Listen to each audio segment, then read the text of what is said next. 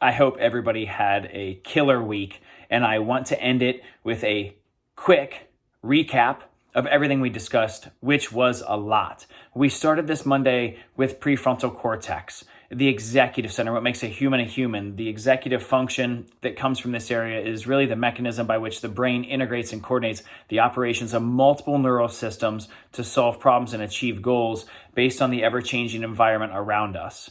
So it's kind of important.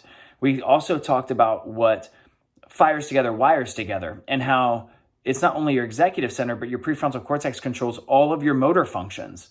And what this means is basic foundation is that any altered input from your skeletal system leads to altered processing of sensory inputs and can influence how the prefrontal cortex makes decisions.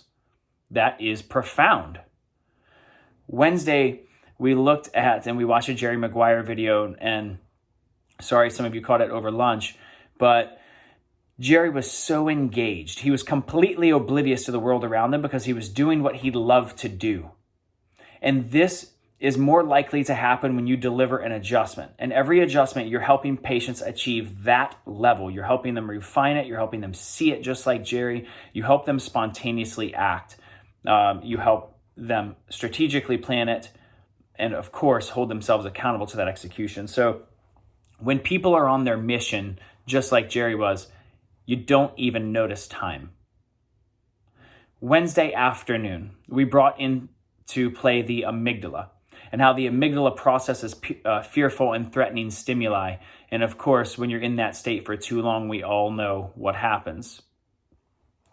But there are fibers and neural connections from the prefrontal cortex to your amygdala that actually help suppress it via GABA, the neurotransmitter that helps regulate and modulate the impulses and instincts that typically distract people from their mission.